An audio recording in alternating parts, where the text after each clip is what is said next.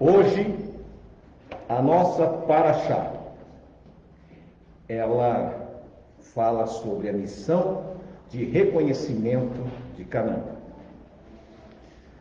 Do capítulo 13, versículo 1 ao capítulo 15, versículo 41, é a Parashá de hoje.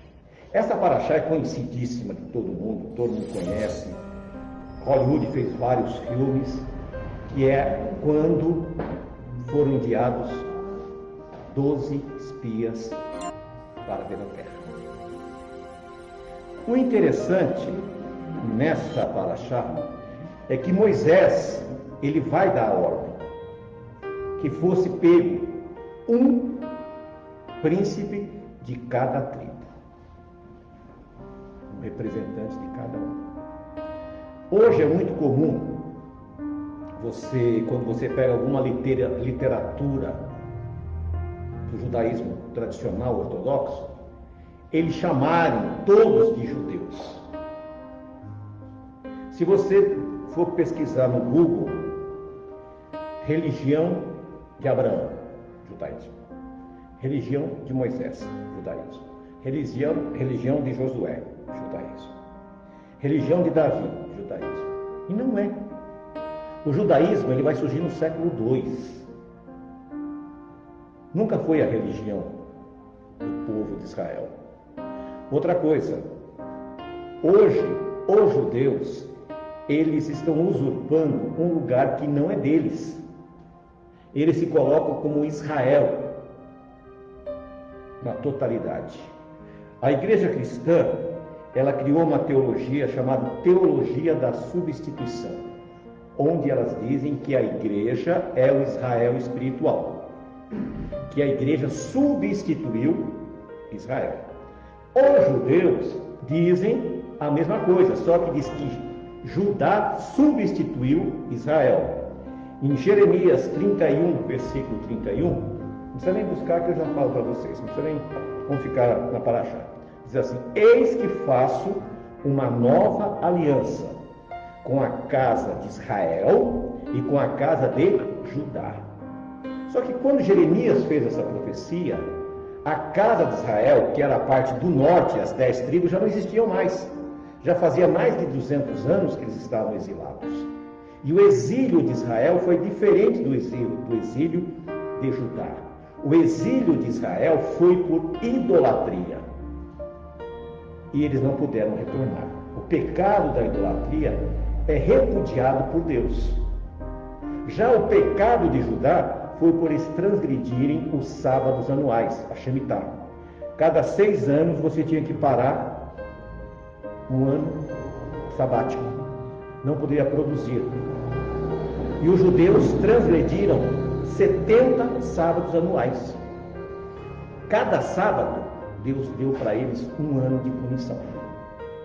Mas eles retornaram. O pecado da idolatria é muito grave. Nós temos que abrir os olhos com a questão da idolatria. E hoje ela está muito presente no nosso meio. Tanto no movimento evangélico como no movimento cristão. Hoje esse é o meu pastor, esse é o meu rabino. Sabe, as pessoas têm muito isso. Isso chama-se idolatria. Todos nós somos servos. Ninguém aqui é mais ou menos que ninguém. Porque quem fala através de nós é o próprio Ruach Kodesh, o Espírito Santo de Deus.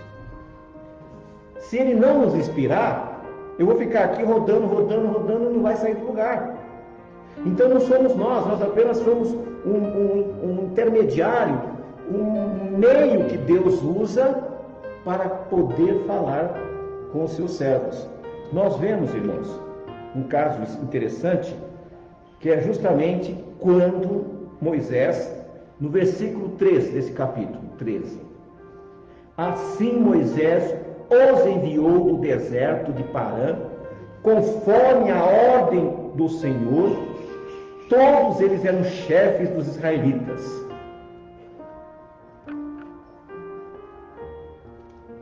Primeiro, não foi chamado pessoas que não tivessem compromisso, não tivessem responsabilidade. Foram chamados líderes. E foi dada uma ordem, e aqui vem a relação dos nomes, que não faz sentido nós pararmos nisso, né? No versículo 16. São estes os nomes dos homens que Moisés enviou em missão de reconhecimento do território. Entre eles tinha um que chamava-se Oséias e o outro chamava-se Caleb. Oséias é o nosso Josué. Foi mudado o nome. Por quê? É uma explicação. Josué e Jesus é o mesmo nome, que é Yehoshua, que chegou para nós como Yeshua, que é a forma diminutiva. Então Josué, Jesus, em hebraico é o mesmo nome e tinham a mesma missão. Josué tinha a missão de levar o povo para a terra prometida. Jesus tem a missão de nos levar para a terra prometida. Era a mesma missão. E esses 12, eles foram chamados na missão de reconhecimento do território. A missão deles não era julgar ou avaliar os exércitos, não era avaliar as fortalezas, não era ver o tamanho dos homens, mas era confirmar a promessa.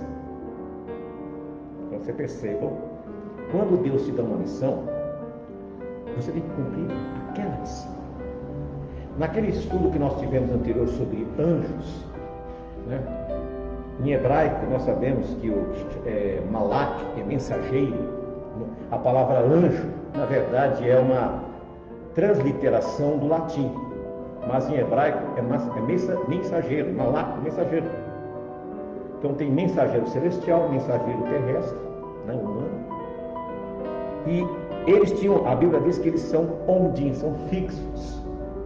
Então, um mensageiro, um anjo, para facilitar a compreensão, eles fazem apenas uma missão. Se você for olhar na Bíblia, você vai ver que sempre eles faziam uma missão só. Nós vemos o caso de Abraão, que foram 3. Um para avisar Abraão que Sara iria ter um filho dali o quê? 1 ano. Ou seja, ela não tinha ficado grávida, ela tinha ficado grávida de 3 meses. Ok? O outro foi para salvar a família de Ló. E o outro foi para destruir. Então nós sabemos que os anjos, os mensageiros, têm uma missão específica. Por exemplo, nós temos aqui na congregação, hoje nós estamos capenga. O nosso anjo que toca não está. É ele que toca. Eu trago a palavra, ele traz a música, ele traz o louvor. Então cada um de nós temos que entender o nosso chamado. Ninguém aqui é menor que o outro. Cada um tem uma missão. Por exemplo, a Evelyn tem uma missão de ministrar na vida das nossas crianças. Talvez seja a missão mais importante daqui. Porque esta geração tem que ser preparada. Então, cada um de nós temos um compromisso com Deus. E o objetivo deles era o quê? O reconhecimento da terra. E eles foram, versículo 21. Eles subiram e observaram a terra desde o deserto de Sim até Reob, na direção de Lebo a Matê. Subiram do Negueb e chegaram a Hebron. onde viviam Aimã, Sesai e Talmai, descendentes de Enac. Hebron havia sido construída 7 anos antes de Zoar, no Egito. Quando chegaram ao vale de Escol, cortaram um ramo a qual pendia um único cacho de uvas. 2 deles carregaram o cacho pendurado numa vara. Colheram também romãs e figos. E aquele lugar foi chamado Vale de Escol, por causa do cacho de uvas que os israelitas cortaram ali. E ao fim de 40 dias, eles voltaram da missão de reconhecimento da terra. Primeira coisa, nós precisamos entender que existem algumas palavras em hebraico que não são como as pessoas nos trouxeram. E eles vão dizer, mais à frente nós vamos ler, mas antes de chegarmos lá, eles vão dizer para Moisés: nós somos como gafanhotos diante dos homens. Os nossos irmãos aqui eram exagerados. Haviam homens grandes, valentes? Sim, sem sombra de dúvida. Nós sabemos que eles tinham um problema sério lá, genético. Quando as pessoas se misturam entre famílias, normalmente vai dar algum problema. E eles tinham lá um problema de gigantismo. No caso da família de Golias, que tempos depois iria enfrentar Davi. Eram 5 irmãos. E ele tinha um problema de gigantismo. Para nós chegou que Davi era pequenininho. Foi isso? Quando fala de Davi, imagina Davi pequenininho. Não era. Primeiro, nós vamos ver a família de Davi, a família de Jessé. A Bíblia diz que eram todos guerreiros. Primeiro. Segundo, a Bíblia diz que Saul, todos os homens batiam no ombro dele. Ou seja, ele tinha pelo menos 20 centímetros a mais do que os outros. Se a média naquela época do povo de Israel era 1,60 m, então ele teria entre 1,80 m e 1,90 m. Nós sabemos que Saul ofereceu para Davi a sua armadura. Imagina se Davi fosse pequenininho, não faz o mínimo sentido. Ou seja, Davi tinha altura muito semelhante à altura de Saul. Só que Davi não sabia manejar aquelas vestimentas. Então ele preferiu o quê? Não manejá-las.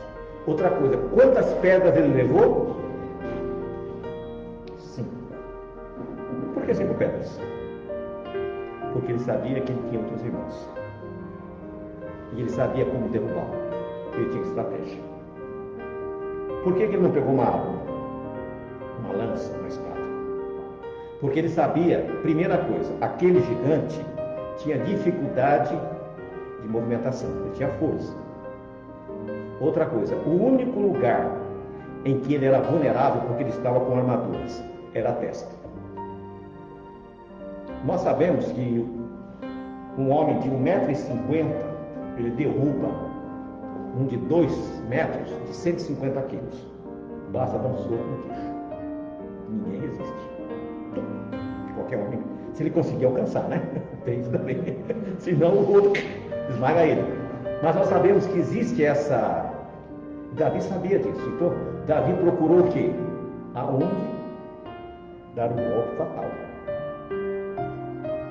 Então, ele sabia que ele não tinha como vencer no corpo a corpo pela força do outro. Mas não que ele tivesse lá, fosse um monstro gigante. Ele deveria ter uns 2,20 m, talvez, que é comum, existe hoje em jogadores de basquete, nos Estados Unidos, essa média, 2 metros. Só que para nós, quando chega, eles fazem aquele desenho tremendo, né, aquela coisa toda, uma imagem. E os nossos amigos aqui, no versículo 26, diz assim: e eles retornaram a Moisés e a Arão e a toda a comunidade de Israel em Cádiz, no deserto de Parã, onde prestaram um relatório a eles e a toda a comunidade de Israel, e lhes mostraram os frutos da terra, e deram o seguinte relatório a Moisés. Vamos analisar agora ponto a ponto. Eles chegaram com um cacho de uva onde 2 homens precisavam carregar. Né? Então imagina só, se de repente você vê uma situação daquela. Então a terra realmente é boa. E diz assim: entramos na terra a qual você nos enviou, onde há leite e mel com fartura. Confirmou o que havia dito: eu vou te colocar numa terra que tem leite e mel. Mas tinha mais coisa. O leite e mel era simbólico. Tinha frutas, tinha tudo. Era uma terra muito produtiva, próspera. Outra coisa, Deus não iria tirá-los do Egito, deixá-los no deserto para mandar para uma terra seca. Quando Deus vai te dar a bênção, Ele dá a bênção. Não existe meia bênção, 1/4 de bênção. Quando você entra em aliança com Deus, a bênção que Ele vai te dar é uma bênção eterna, uma coisa que realmente compense, justifique, né? Continuando. Mas o povo que ali vive é poderoso, e as cidades são fortificadas e muito grandes. Também vimos descendentes de Enaque. Os amalequitas vivem no Negueb. Os hititas, os jebuseus, os amorreus vivem na região montanhosa. Os cananeus vivem perto do mar, junto ao Jordão. Agora, presta atenção nesta colocação. Eles foram enviados para quê? Para confirmar se a terra realmente era uma terra que manava leite e mel. Algum momento da leitura, eles foram ordenados a saber se a cidade era grande, se tinha muros, se havia soldado.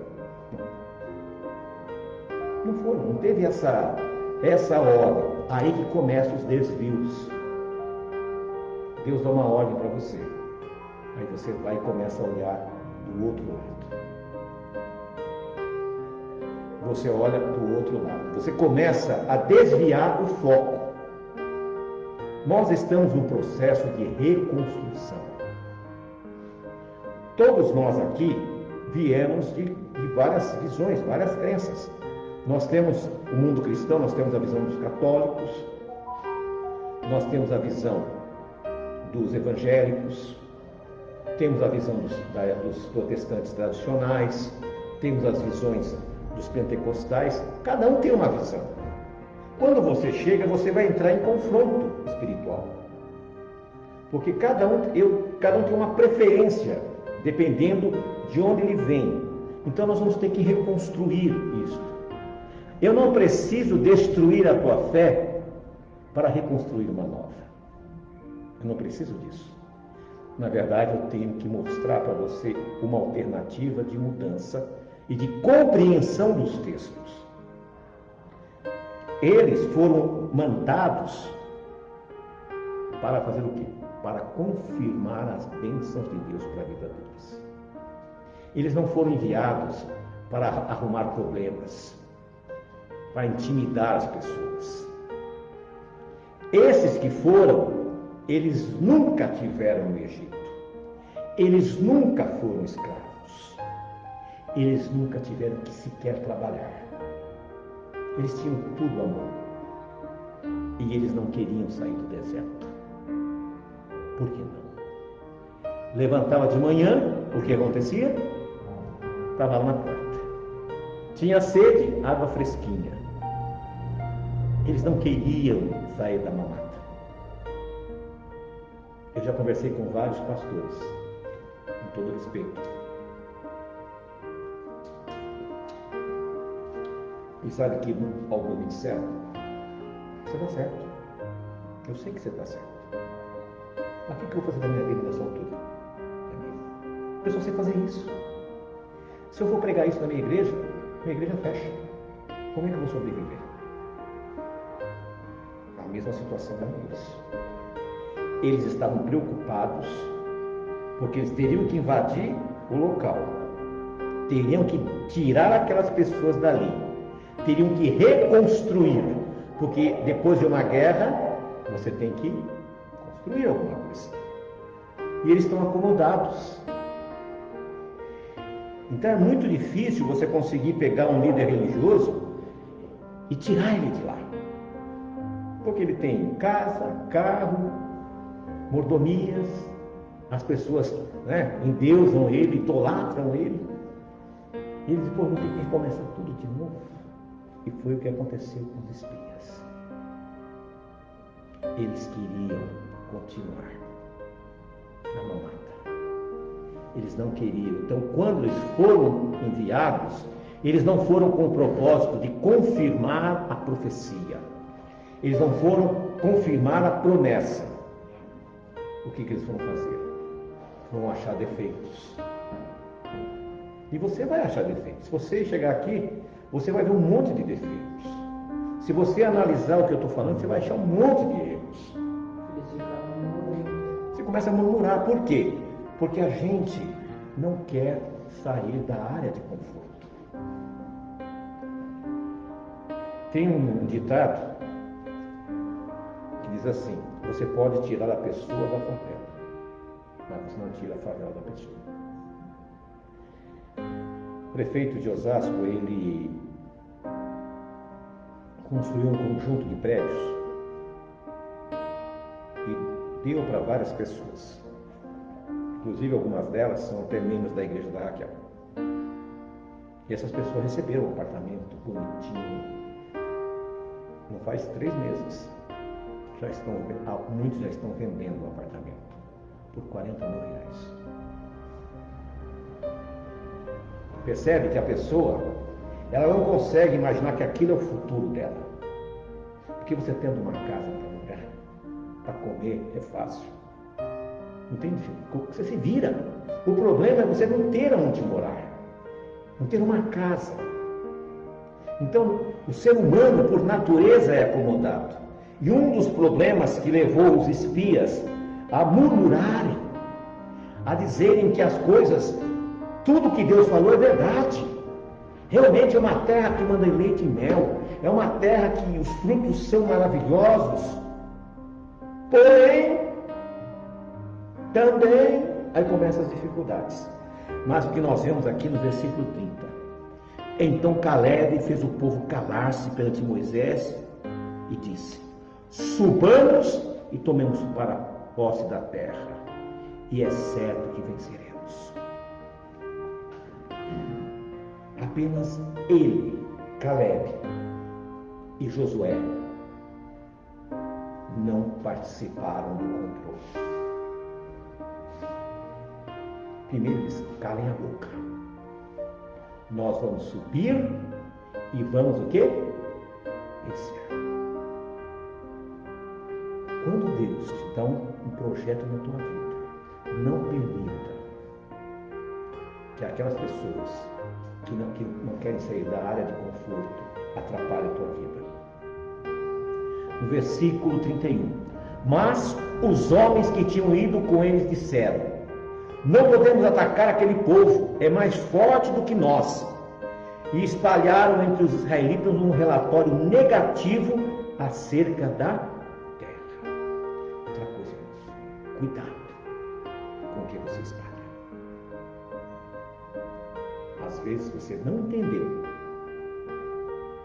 e você pode colocar todo um grupo a perder com a sua, em hebraico chama-se lachonará, a sua maledicência. Eles, aqueles 10, conseguiram contaminar 2 milhões de pessoas com a falácia deles. Poxa vida, diariamente eles viam milagres. A água sair da rocha, o maná ser derramado. Pois é. Dá para pensar que pode ser que ali não tinha sentido o milagre para eles.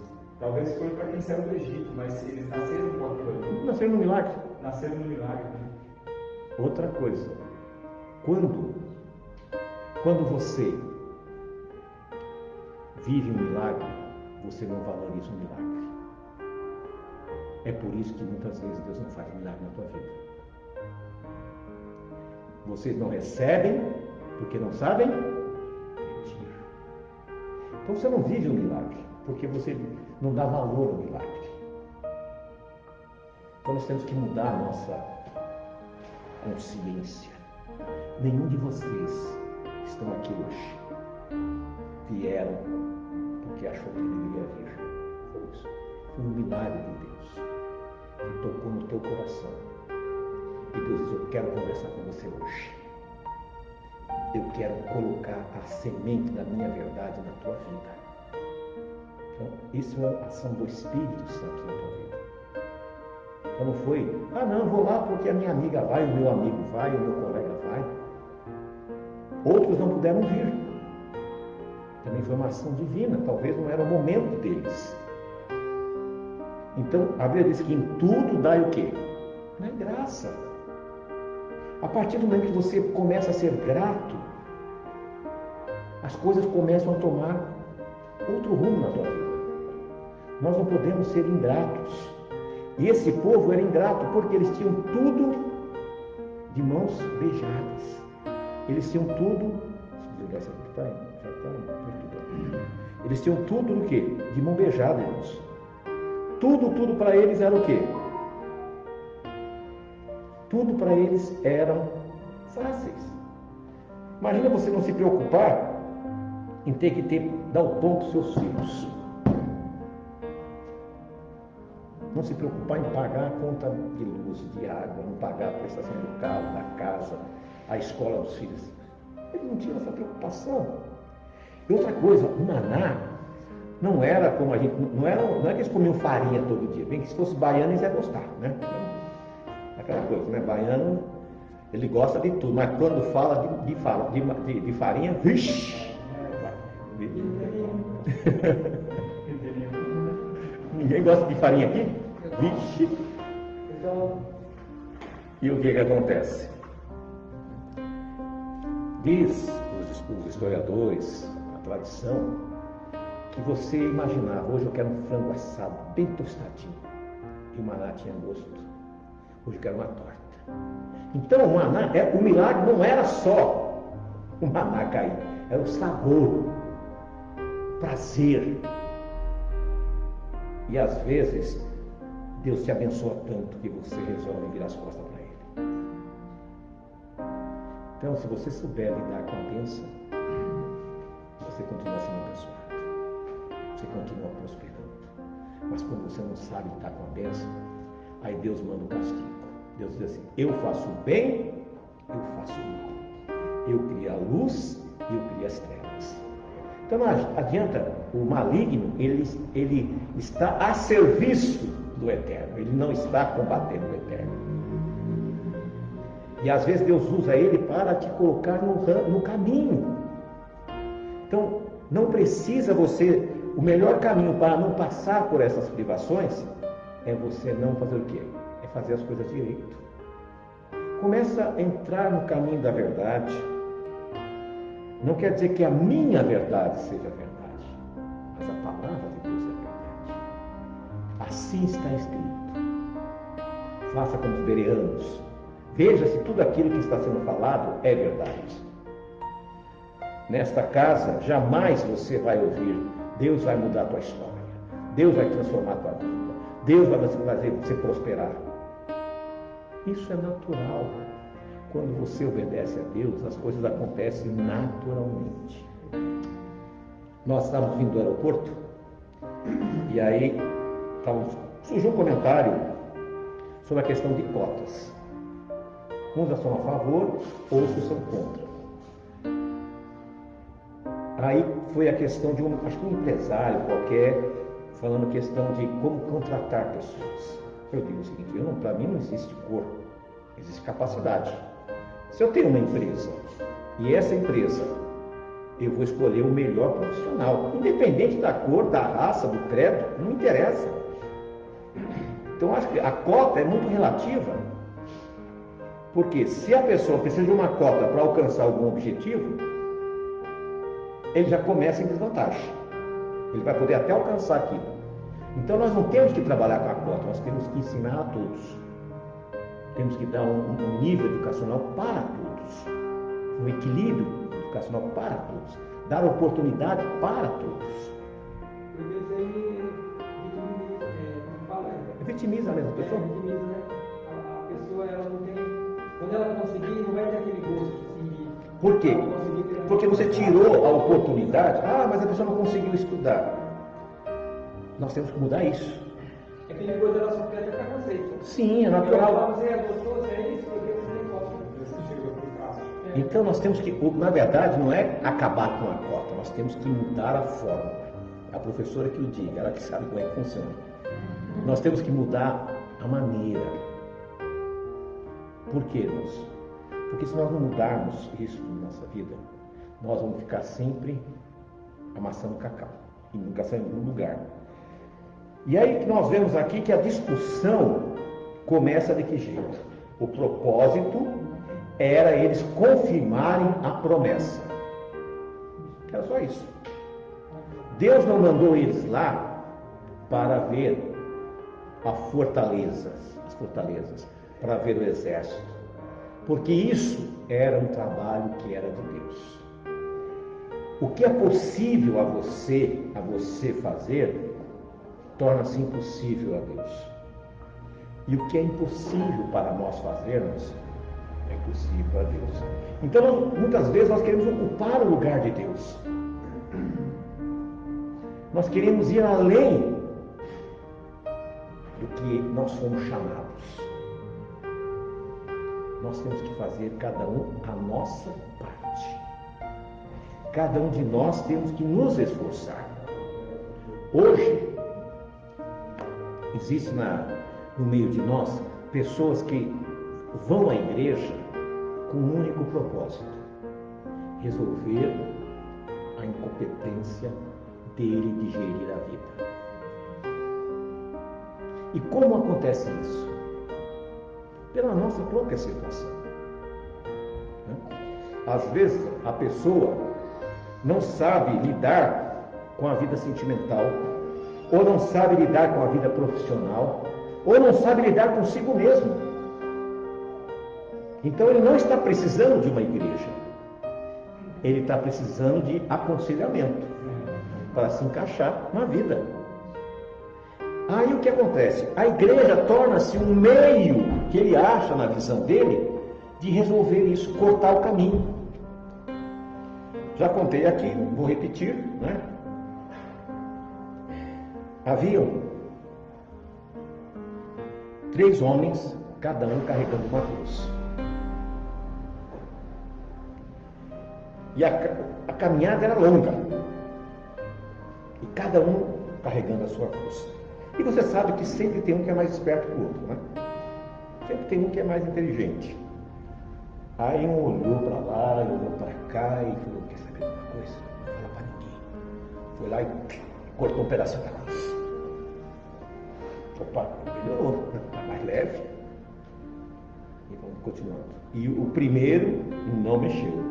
O segundo falou: mas esse camarada é muito esperto, rapaz. Ele é muito inteligente. Vou fazer o mesmo. Foi lá e cortou. Quando você corta um problema, você acha que se for cortando os problemas, você vai alcançar o seu objetivo. O que é cortar problemas? É não resolvê-los. Quando você tem um problema na sua vida, não adianta você deixar para trás. Aquilo vai te encontrar.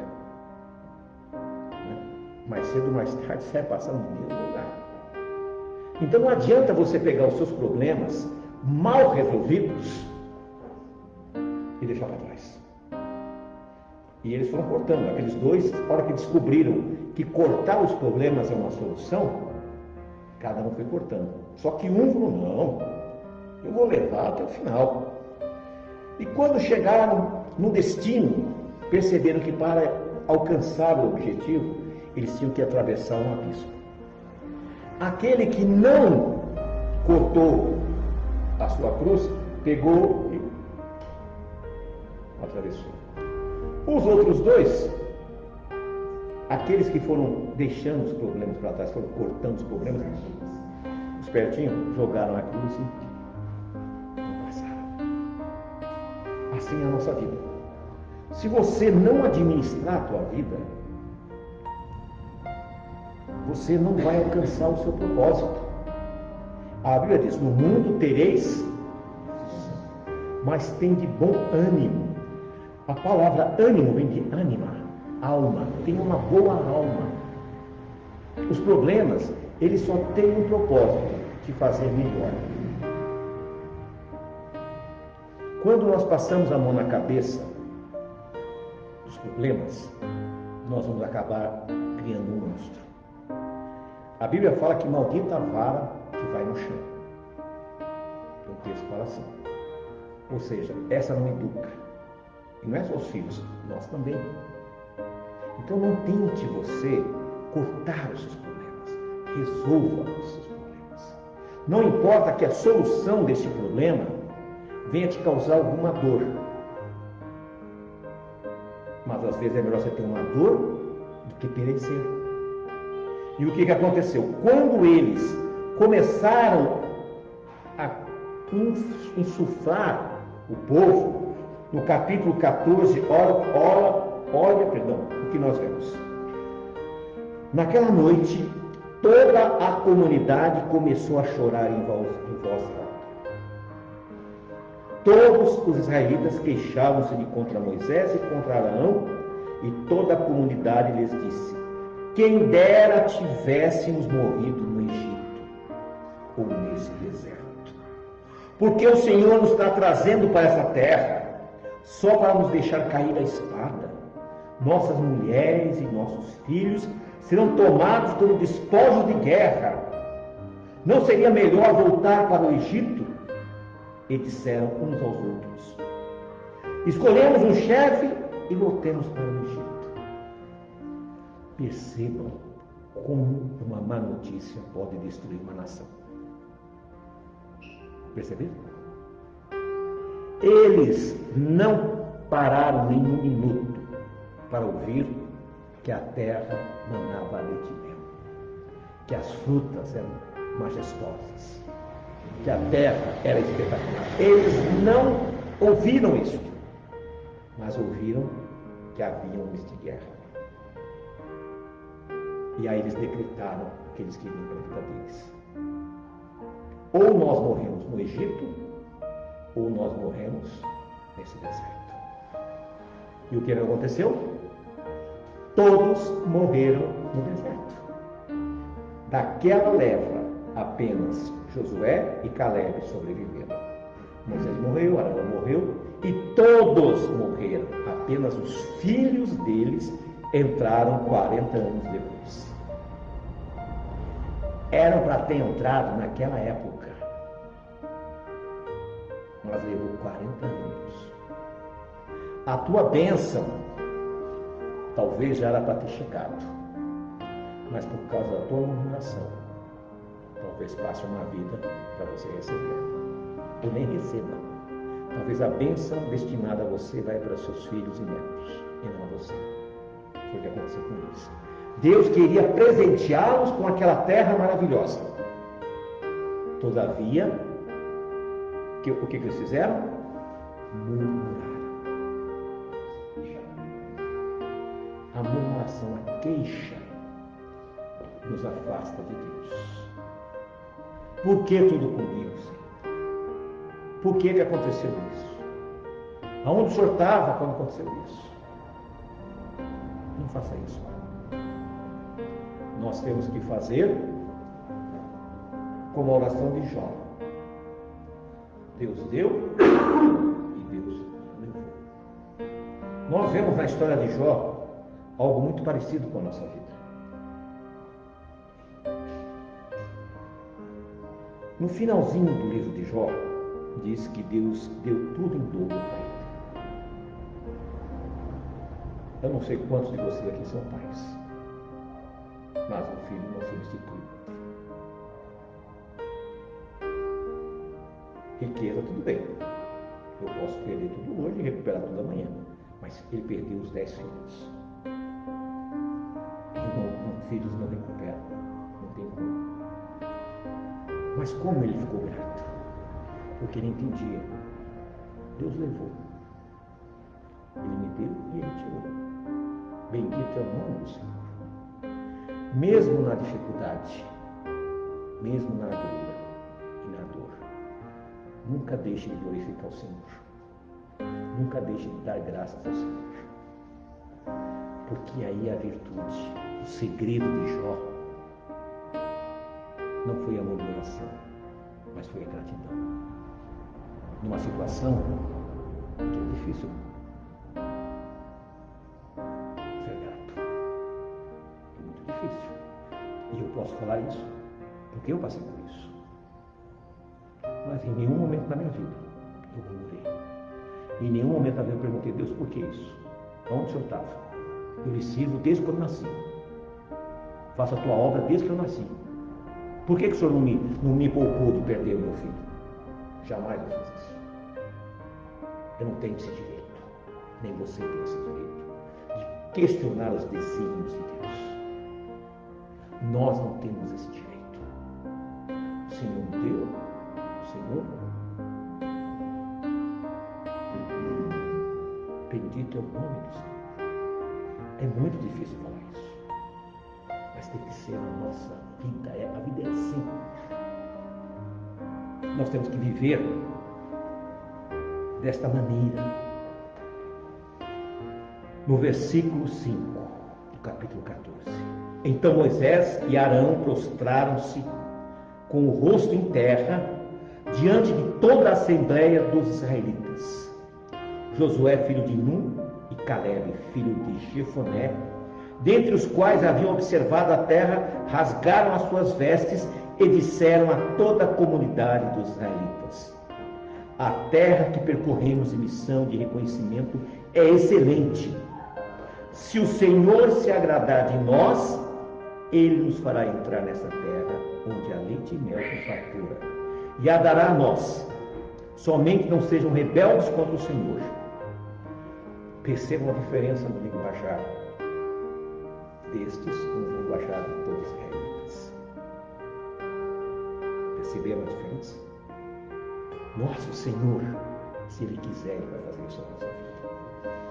É isso que nós temos que perceber. A paraxá de hoje, esta porção, ela nos mostra que nós temos que tomar uma decisão. Como eu devo agir no momento de dificuldade? Como eu devo agir no momento de luta? Jogar tudo para cima? Reclamar? Ou dizer: o Senhor deu, o Senhor tirou. Bendito é o nome do Senhor. As atitudes da nossa vida fazem com que a gente possa encontrar um bem maior. Se você for hoje, por exemplo, as maiores igrejas do momento são igrejas de mensagens de autoajuda. Em Osasco tem igrejas com 3.000, 5.000 membros. Mas as mensagens são só a mesma. Deus vai fazer, você tem que pedir a Deus, você tem que exigir do Senhor, você tem que impor ao Senhor. É a mesma coisa. As pessoas estão indo no lugar errado. Deus não é psicólogo. Você tem que vir aqui para encontrar o caminho da verdade e da luz. E a Bíblia diz que a verdade vos libertará de todas as amarras que nós estamos passando. Nós, com o passar dos anos, com o passar do tempo, o que acontece com a gente? As amarras vão nos travando, os problemas vão nos amarrando. É problema de relacionamento, é problema com os pais, é problema no trabalho, é problema com os filhos, com os irmãos. Então essas amarras começam a nos puxar para trás. E como fazer a diferença? Como mudar essa situação? É você ter o bom senso de entrar no teu quarto, fechar a tua porta e conversar com Deus. Pega o teu problema, apresenta ao Senhor. Se você não sabe direito, pega um papel e uma caneta e ali, você escreve o seu problema. E chega na presença do Senhor e lê para o Senhor. Olha, Deus, eu estou passando por isso. E eu não sei o que fazer. Eu não sei para onde correr. Tu conheces a minha história. Tu conheces a minha vida. Tu sabes tudo de mim. E eu não sei que caminho tomar. Me dá uma solução. Nunca tome decisões precipitadas. Nunca tome decisões. Nunca diga sim antes de refletir. Alguém chegou com você, expôs algum assunto. Eu vou pensar nisso. Eu vou avaliar. É a melhor solução. Porque as pessoas, às vezes, tomam decisões precipitadamente, por melhor que pareça. E, de repente, vem o problema. Reflita no trabalho. Se você está no trabalho, aparece uma oportunidade melhor. Não enche os olhos, mas veja se realmente, no contexto geral, aquilo é melhor. Se você vai encaixar você dentro daquele problema. Se aquilo vai ser bom. Peça orientação para outras pessoas. O que você acha? O que você acha? Talvez a pessoa que está de fora, ela esteja mais apta a te dar uma sugestão. Quem tem filho adolescente? Adolescente é igual pepino. Não adianta você tentar virar que você quebra. Entendeu? Aí deixa o pepino torto andando. Fazer o quê? Não tem o que fazer. Um dia ele vai endireitar. É a mesma coisa. Então, não adianta nós tentarmos reverter a situação com a força. Nós temos que deixar que as coisas se ajustem de uma maneira com os joelhos. O joelho é a melhor solução para todos nós. Ore pelos seus filhos. Ore pelo seu marido. Ore pela sua esposa. Ore pela sua namorada. Porque às vezes nós olhamos para uma namorada e nossa, essa é a mulher dos meus sonhos. Mas ele não orou. Ele só viu o quê? A embalagem. Aí quando casa, aí, meu Deus, onde eu estava com a cabeça? O que eu fui fazer na minha vida? E olha que as pessoas me avisaram, eu não aceitei. Então, em todas as situações da vida, você tem que estar em oração. A diferença de Josué e Caleb é que eles eram homens íntegros de oração. E eles acreditavam e eles sabiam que Deus ia fazer o quê? Dar a terra em possessão a eles. Não importa o tamanho do gigante. Não importa o tamanho do problema. Quando você aprende a conviver com o maná sempre vem. Às vezes você atrasa um pouquinho, está no trânsito, essas coisas todas, ele atrasa, mas vem! Ah, você fica, ai meu Deus do céu, e agora o que vai acontecer? Vem a solução. Vem a resposta. Mas tem que termos oração. Outra coisa, ninguém colhe se nós não semearmos. Ninguém colhe se nós não cultivarmos, não regarmos, não cuidarmos. Nós temos que pegar e crescermos. No versículo 26 diz assim o castigo do povo. Disse mais o Senhor a Moisés e a Arão: até quando esta comunidade ímpia se queixará contra mim? Tenho ouvido as queixas desses israelitas murmuradores. Diga-lhes: juro pelo meu nome, declara o Senhor que farei de vocês tudo o que pedirem. Cairão nesse deserto os cadáveres de todos vocês, de 20 anos para cima, que foram contados no recenseamento e que se queixaram contra mim. Nenhum de vocês entrará na terra que com mão levantada jurei dar-lhes para a sua habitação, exceto Caleb, filho de Jefoné, e Josué, filho de Nun. Pronto. Se queixa, reclama, faça isso. E a resposta vai vir. Percebam o problema que é. Outra coisa, ele diz, acima de 20 anos. Por quê? Ele poupou os jovens. Pela indefinição dos próprios jovens. Mas aqueles que já eram adultos não foram poupados. Então, você tem um tempo na tua vida de reflexão, de refletir, de mudança. Você tem um tempo na tua vida de tomar um posicionamento diante do Senhor. Você não pode simplesmente virar as costas e ficar murmurando e se queixando. Em tudo, nós temos que saber ser ponderado. Eu me lembro, vou contar essa experiência para vocês. Há muitos anos atrás, eu trabalhava, o meu sonho era trabalhar eu trabalhava numa petroquímica, só que lá nós tínhamos o alto clero e o baixo clero, e eu era do baixo clero. E o meu sonho era trabalhar com o alto clero. Esse pessoal desse departamento, eles tinham mordomias 1000. E meu sonho era aquilo. Até que um dia eu alcancei. Não me contive de alegria.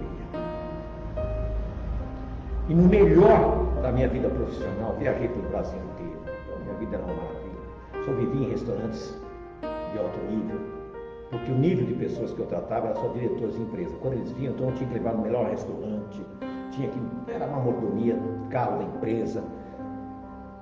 E aí um gerente que estava acima de mim ficou de olho na minha vaga. Todo mundo queria aquela vaga. E ele me armou uma cama de gato. Ele sabia que eu não trabalhava de sábado. Era um acordo que eu tinha com a empresa.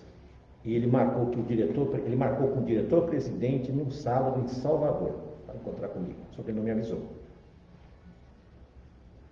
Eu fui na quarta-feira. Quando chegou na sexta-feira, eu estou voltando porque ele não veio. Não, ele vai estar amanhã aí. E quer falar com você. Falei, comigo ele não vai falar não. Não vou ficar lá, não vou embora. Se você for embora, você vai mandar embora. Se você for embora, vamos te mandar embora. Falei para ele, olha, quem me colocou aqui não foi você. Foi o Deus bendito. Se ele achar que eu tenho que ser mandado embora, é você. Eu achei que Deus iria entrar com providência. Eu achei que Deus ia mandar um raio, queimar ele, o caminhão passar por cima do caminhão dele. Imaginei tudo isso. Pensei, oxe, meu Deus pode tudo.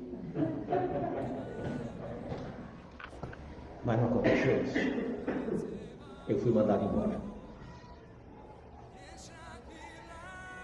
Meus filhos pequenininhos, todos estudando em escolas caras. A Evelyn estudava numa escola chamada Escola do Futuro, era o dia inteiro.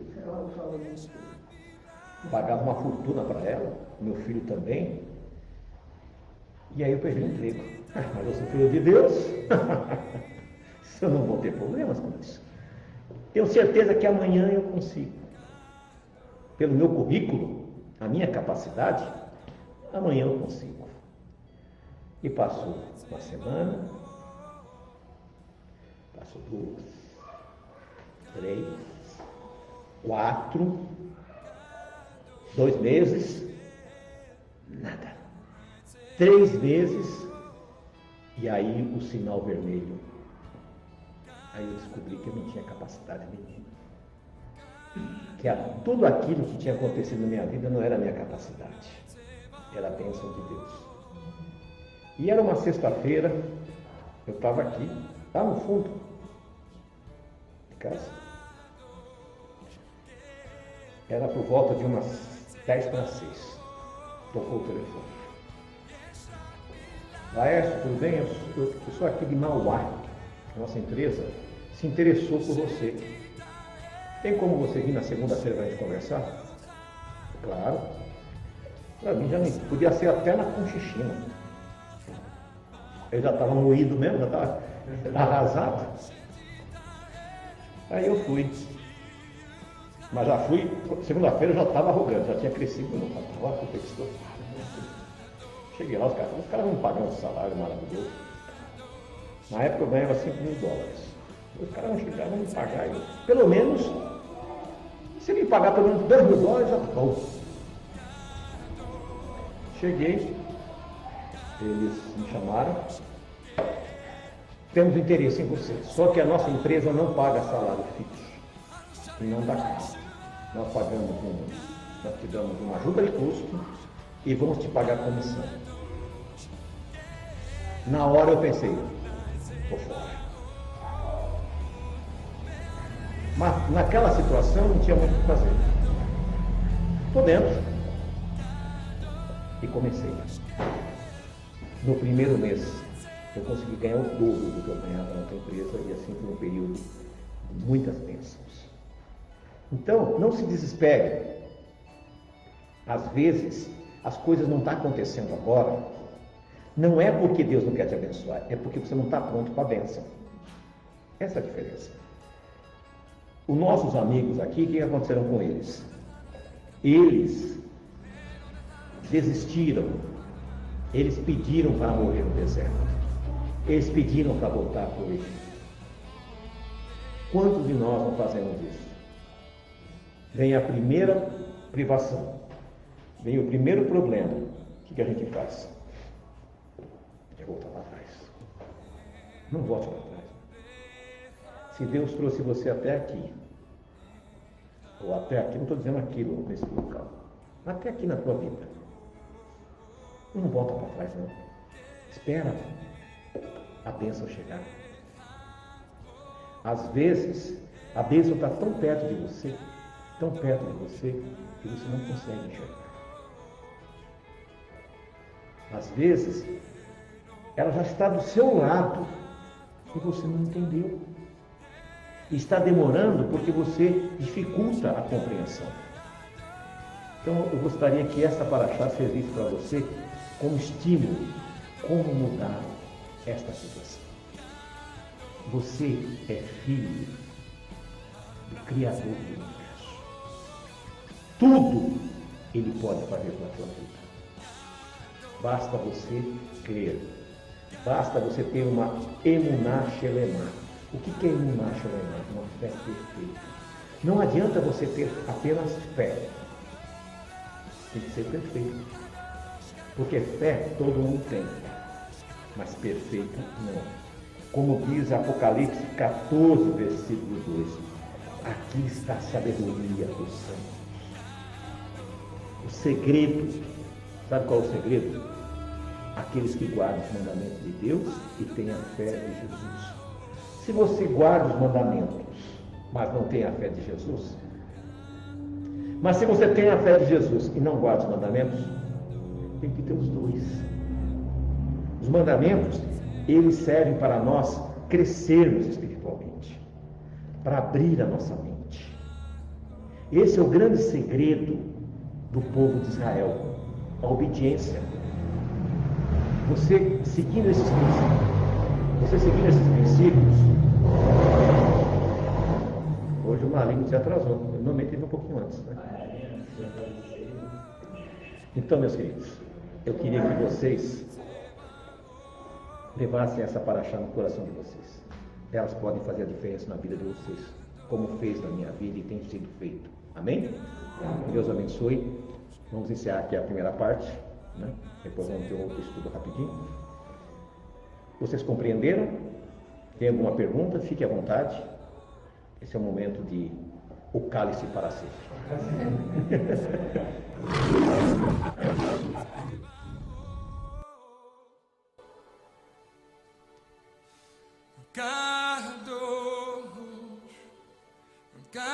Kadosh, que Adonai Tzevaot. כל הכבוד, כל התפארת, ברכות שלנו, אהבה שלנו, עבורך אדון, אנחנו אוהבים אותך. תודה לך שאתה קדוש, שהאור שלך כאן הערב.